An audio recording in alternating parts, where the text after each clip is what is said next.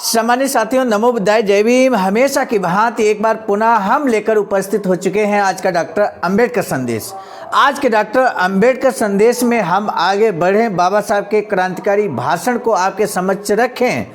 हम आपको बता दें, आज का बाबा साहब का हूबहू भाषण लेकर हम जो उपस्थित हुए हैं वो किन बिंदुओं पर केंद्रित रहने वाला है।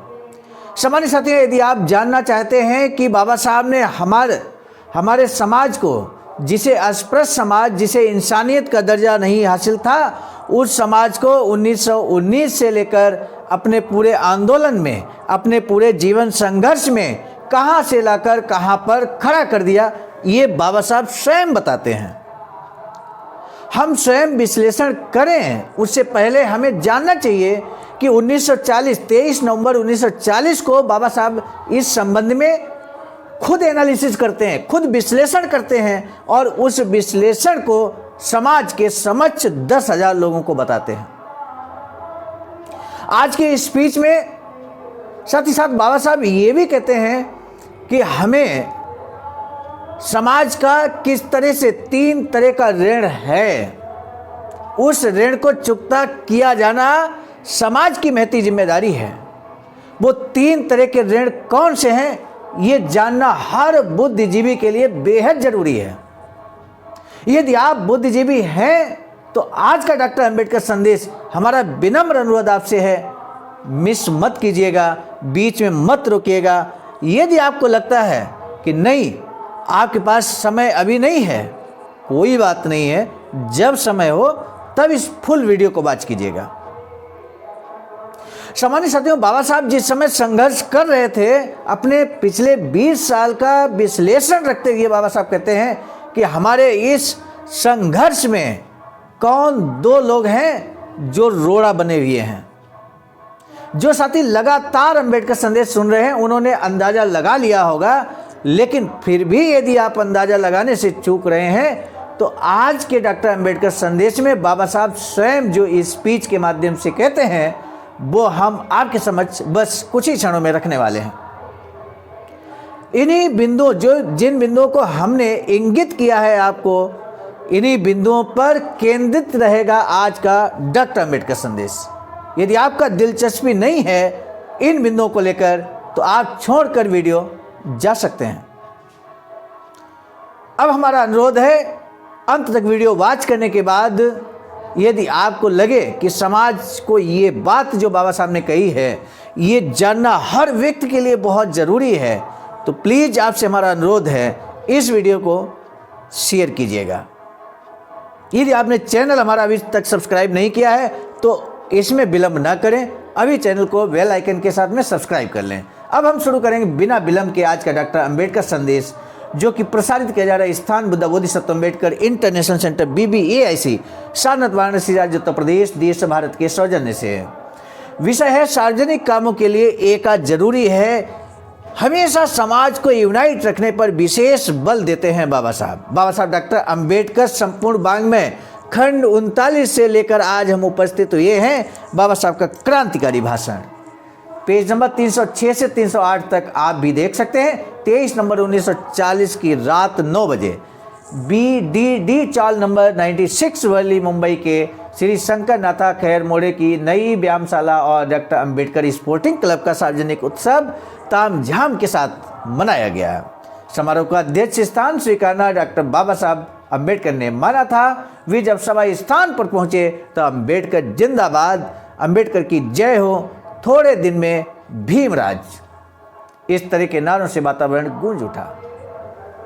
बाबा साहब के मंडप में आते ही तालियों की गड़गड़ाहट के साथ उनका स्वागत किया गया। उनके साथ श्री DV प्रधान, Shri MA उपसाम, Shri PL Lokhande, Shri BL कोलशिकर, Shri BS Gaekwad आदि कार्यकर्ता उपस्थित थे। सभा मंडप बेहतरीन ढंग से सजाया गया था। सभा में करीब 10,000 लोग उपस्थित थे। श्री जाल्टे ने अध्यक्ष पद की सूचना रखी। श्री RB पगारे द्वारा उनकी सूचना का समर्थन किया गया। उसके बाद RS भालेराव का भाषण हुआ। उनके बाद डॉक्टर बाबा साहब भीमराव अंबेडकर का भाषण हुआ। उन्होंने कहा, प्रिय बहनों और भाइयों, आज की सभा का निश्चित समय लोगों को पता नहीं था, इसलिए लंबे समय तक भाषण देकर लोगों को भूखा रखने का मेरा इरादा नहीं है। मैं जिस काम के लिए आया हूं उसके बारे में संक्षेप में जानकारी देता हूं। अपने समाज की भविष्यकालीन तस्वीर नज़र के सामने झलकती रहने के कारण ही मैंने इमारत फंड के मसले पर काम करना शुरू किया है। अपनी ज़िंदगी में जितना करना संभव था उतना मैंने किया है। 1919 में सार्वजनिक आंदोलन शुरू हुआ, तब अस्पृश्य समाज में जरा भी जागृति नहीं थी। हम भी इंसान हैं, इसका एहसास तक नहीं था। सामान्य साथियों, जिन्हें लगता है कि आज वो अपनी बदौलत, अपनी मेहनत के बदौलत यहाँ तक पहुँचे हैं, तो ये उनका भ्रम है, ये उनकी भूल है। 1919 का घटना जिक्र करते हैं बाबा साहब कि 1919 में हमारे समाज को इंसान का दर्जा नहीं था। हमारा इंसान ये सोचता ही नहीं था कि हम भी इंसान हैं, इसका एहसास ही नहीं था।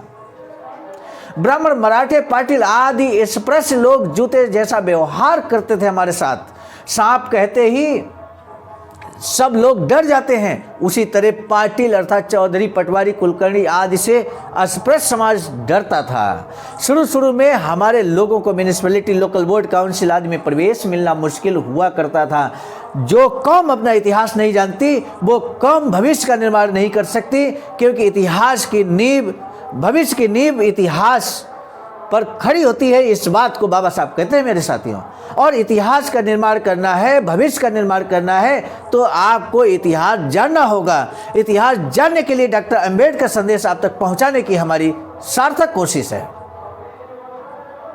बाबा साहब कहते हैं आज हमारे लोग कंधे से कंधा भिड़ाकर गर्व के साथ अपने हित के लिए संघर्षरत हैं। 1940 की बात करें, जोरदार तालियां होती हैं। हम में से कोई शिक्षा मंत्री या गृह मंत्री भी हो सकता था, लेकिन अब तक ऐसा मौका नहीं आया है जहां पट्टेदार की जगह मिलना भी मुश्किल था।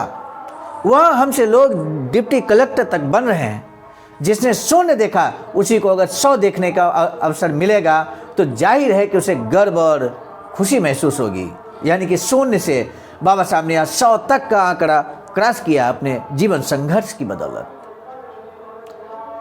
किस तरह से फर्श से अर्श तक पहुंचाने का कार्य किया समाज को बाबा साहब ने स्वयं कहते हैं इस तरह हमने अपने आंदोलन में काफ़ी दूरी तय की है। इसके बावजूद कहना पड़ेगा कि हमें अभी और बहुत काम करना बाकी है। इस कार्य के होने की राह में 2 बड़े शत्रु हैं। वो शत्रु कौन है? गांधी और कांग्रेस। हाल ही में लिए गए साक्षात्कार के दौरान भाई साहब द्वारा जब गांधी से पूछा गया कि आप स्वराज तो चाहते हैं, लेकिन आप राजाओं, रजवाड़ों, मुसलमानों और अस्पृश्यों के मसलों का क्या करें?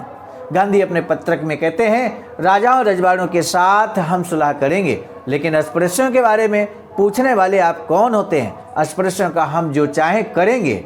राजों, रजवाड़ों के साथ सुलह करने के लिए वे तैयार हैं, लेकिन सरकार जब अस्पृश्यों के बारे में सवाल करती है तब गुस्से में गांधी तिलमिला उठते हैं। अस्पृश्य समाज की उन्नति का राह का ये बड़ा अड़ंगा है। इस अड़ंगे को मैं अपने जीते जी अगर हटा पाया तो आपका भविष्य शुक्र होना तय है। तालियों की गूंज। मुझे एक और चिंता है। बाबा साहब कहते हैं मुझे एक और चिंता है। सामान्य साथियों, जब बाबा साहब इस तरह से बात करते हैं तो हम सभी को जानना चाहिए कि बाबा साहब की आखिर चिंता क्या है।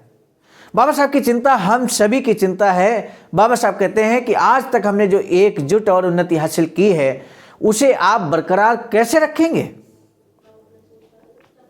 ये बाबा साहब उस समय कहते हैं। वर्तमान में हम ये कह सकते हैं कि बाबा साहब ने जो संवैधानिक अधिकार हम सभी को दिया है, आज आरक्षण में क्लासिफिकेशन की बात हो रही है, जबकि इस तरह का अधिकार न तो संसद को है और न ही इस तरह का अधिकार यूं कहें कि सुप्रीम कोर्ट को है। बावजूद इसके इस तरह की बातचीत आप सुन पा रहे होंगे, मीडिया की खबरों के माध्यम से जान रहे होंगे। इसलिए जो बाबा साहब ने संवैधानिक अधिकार आज हम सभी को दिए हैं, बहुजन समाज को दिए हैं, उसको बरकरार रखने की जिम्मेदारी किसकी है और कैसे बरकरार रखेंगे, ये वर्तमान परिदृश्य में हमें जरूर यहाँ पर विचार करना होगा। बाबा साहब कहते हैं आज तक आप एक खंबे वाले तंबू में आराम से रहते आए। उस तंबू का खंबा अगर गिर जाए तो आपका क्या हाल होगा? और एक खंबे की बात जब बाबा साहब करते हैं तो ये बाबा साहब स्वयं की बात करते हैं। कहते हैं इसीलिए उस खंबे के आसपास और खंबे रस्सियों के सहारे खड़े कर उसे मजबूत बनाने की मैंने सोची है। इसीलिए इमारत फंड शुरू किया है। सामान्य साथियों, अगर डायरेक्टली हम इमारत फंड की बात करें तो आप निश्चित रूप से कहेंगे कि ये धन उगाही का काम है, लेकिन ये बाबा साहब की बात है। एक एक शब्द बाबा साहब का है। सम्मानित साथियों,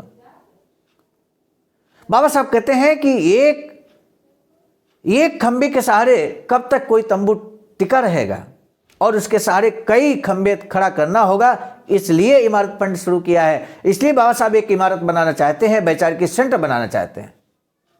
इसके पीछे उद्देश्य यही है कि मेरे पीछे आपको कोई मात ना दे सके, साथ ही आप बेहतर ढंग से सार्वजनिक काम कर पाएं। आज भी आपके सामने हजारों अड़चने हैं, धन के अभाव में उनके बारे में कुछ नहीं किया जा सकता, कुछ नहीं किया जा सका है। इमारत फंड की आय से जो रकम जुटेगी उसका इस्तेमाल आपकी शिकायतें दूर करने में किया जाएगा। हमने पिछले डॉक्टर अम्बेडकर संदेश में आपको बताया किस तरह से बाबा साहब चाहते हैं कि 3 मंजिल की इमारतें हों, 3 मंजिल की, और पहली मंजिल पर क्या होना चाहिए, दूसरी मंजिल पर क्या होना चाहिए, तीसरी मंजिल पर क्या होना चाहिए। पूरी कार्ययोजना जस्ट अम्बेडकर संदेश 319 में आप स्वयं भी देख सकते हैं। आप सर्च करिए यूट्यूब पर अम्बेडकर संदेश 319। फिर मेरे अज्ञानी भाइयों का क्या होता है? अस्पृश्य समाज के लिए मैं अपने स्वार्थ को भुलाकर और अपने परिवार के सुखों पर नजरें गड़ाए बगैर ये कार्य कर रहा हूं।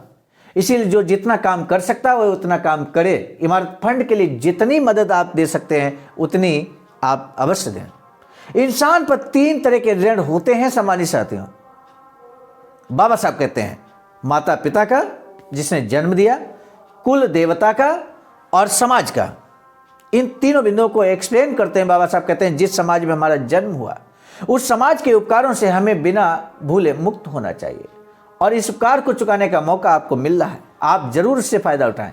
इमारत फंड के लिए हर पुरुष और महिला को 18 साल से बड़े हर व्यक्ति को भले हुए बेकार ही क्यों ना हो 2-2 रुपए देने हैं। आप जिला, तहसील और देश के स्तर पर संघ की स्थापना का काम करते हैं। मुझे ये काम का तरीका बहुत ज़्यादा पसंद नहीं है, बिल्कुल पसंद नहीं है। मैं कोई भेदाभेद नहीं मानता। हम में अगर भेदभाव पैदा हुआ तो हिंदू समाज उसका फायदा उठाकर हमारे आंदोलन को खत्म करेगा। यानी कि यहाँ बाबा साहब कहते हैं कि जातियों के नाम पर जो संगठन बनते हैं, जातियों के नाम पर जो आंदोलन होते हैं, उससे बिल्कुल बाबा साहब सहमत नहीं है। नेता बनने का मुझे कोई लालच नहीं है, लेकिन आप नेता क्यों चाहते हैं इस बारे में सोचिए। हम नेता इसलिए चाहते हैं ताकि वह दुश्मनों से मुकाबला कर सके। आजकल नेता कैसे कैसे हैं इस बात को बाबा साहब इंगित करते हैं मेरे साथियों। इसलिए उन नेताओं तक भी ये डॉक्टर अम्बेडकर संदेश जाना चाहिए, बाबा साहब का स्पीच जाना चाहिए, जो इस तरह का कार्य करते हैं जो बाबा साहब आगे कहते हैं। बाबा साहब कहते हैं हमारे कल्याण के लिए मेहनत करने वाला, हमारे हितों की राह में अड़ंगा बनने वाले गांधी, नेहरू, वल्लभ भाई पटेल से भिड़ने वाला नेता हमें चाहिए। अगर ऐसा कोई मिले तो मैं भी उसे नेता मानने के लिए तैयार हूं। किसी भी पत्थर पर सिंदूर पोतने से वह हनुमान नहीं बनता। चाल के आंगन में तलवार चलाने वाला लेकिन समर में डर के मारे भाग खड़ा होने वाला योद्धा किस काम का? चाल के आंगन में तो तलवार चलाएगा, लेकिन जब समर होगा, युद्ध होगा, तो वहां पर भाग खड़ा होगा। ऐसा व्यक्ति, ऐसा योद्धा किस काम का है?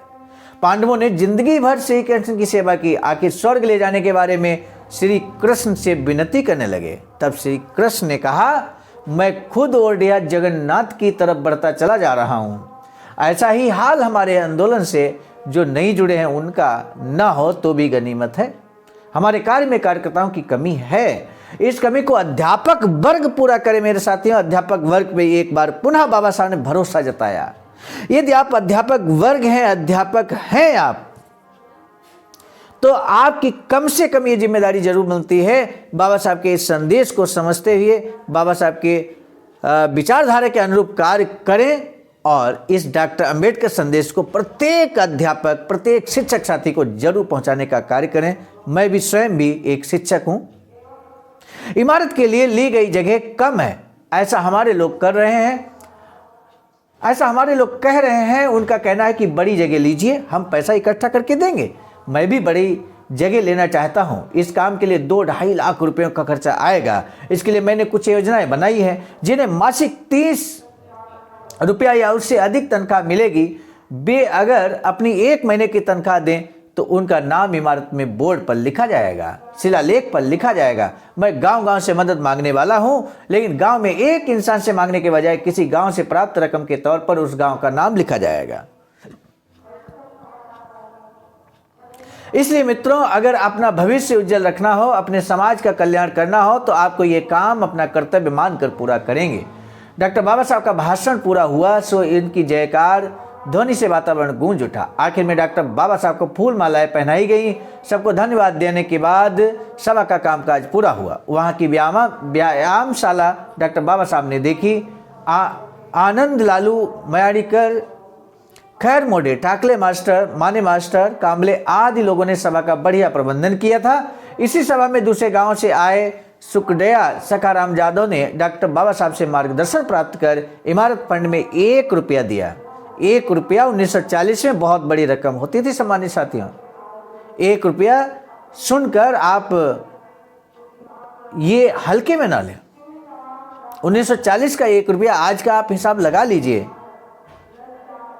निश्चित रूप से सैकड़ों में बनेगा। तो इस तरह से आज का पहला प्रश्न डॉक्टर अम्बेडकर संदेश का, बाबा साहब भीमराव अम्बेडकर ने शून्य से 100 का जो मामला है, शून्य का उदाहरण दिया है यहाँ पर कि जिस व्यक्ति ने शून्य देखा और उसके बाद उसने 100 भी देखा, 100 भी देखा, तो निश्चित रूप से उसे गर्व की अनुभूति होगी। तो ये किस परिप्रेक्ष्य में बाबा साहब कहते हैं, इसका क्या तात्पर्य है, ये आप अपने शब्दों में बता सकते हैं। डॉक्टर बाबा साहब ने इंसान पर 3 तरह के ऋण और समाज के नेता पर चर्चा किया है। तो ये समाज पर 3 तरह के ऋण कौन से हैं, बहुत संक्षेप में आप आंसर कर सकते हैं। इन 2 प्रश्नों में से किसी एक प्रश्न का जवाब देना आपके लिए बेहद जरूरी है। आज का डॉक्टर अम्बेडकर संदेश समाप्त करने से पहले हम आपको बता दें बाबा साहब की अधूरी इच्छा, जैसा कि आज बाबा साहब ने यहाँ जिक्र किया। 23 नवंबर 1940 के इस भाषण में बाबा साहब ने जो जिक्र किया वैचारिकी सेंटर का, ऐसा ही एक वैचारिकी सेंटर 3 मंजिल का आप देख सकते हैं। ये मैप आपके सामने है, प्रतिकृति आपके सामने है। ऐसा ही अखिल भारतीय अनुसूचित जाति जनजाति कर्मचारी कल्याण एसोसिएशन, जिसके नाम से ही आवाज़ का ऑफिशियल संगठन, आवाज़ का ऑफिशियल यूट्यूब चैनल का नाम है। सम्मानित साथियों, निर्माणाधीन है सारनाथ वाराणसी राज्य उत्तर प्रदेश में, देश भारत में, और आपका अमूल्य योगदान अपेक्षित एवं प्रार्थनीय है। आप भी अपना अमूल्य योगदान कर सकते हैं। अमूल्य योगदान करने के बाद अपनी दी गई धनराशि और अपना पूरा विवरण आप हमारे कमेंट सेक्शन पर दे सकते हैं। इसी यूट्यूब पे कमेंट सेक्शन पे जब आप लिखेंगे तो यहाँ से पूरा डिटेल हमारी कार्यकारिणी के राष्ट्रीय कोषाध्यक्ष जी के पास नोट करा दिया जाएगा। आज का डॉक्टर अम्बेडकर संदेश हम लेकर आए थे मिशन नायक बुद्ध मित्र मुसाफिर सर, राष्ट्रीय अध्यक्ष आवाज का नई दिल्ली। आपकी प्रेरणा में लगातार डॉक्टर अम्बेडकर संदेश आप तक पहुंचाने की कोशिश, साथ ही साथ संकलन करता हुए परम आदरणीय विजय कुमार बौद्ध जी, प्रांतीय कोषाध्यक्ष आवाज का बिहार। प्रस्तुतकर्ता के रूप में मैं स्वयं सर्वजीत आर्या, राष्ट्रीय मीडिया प्रभारी IT सेल आवाज का नई दिल्ली। पुनः मिलेंगे नए डॉक्टर अम्बेडकर संदेश में, तब तक दीजिए इजाजत। आप सभी को सादर नमो बुद्धाय, जय भीम।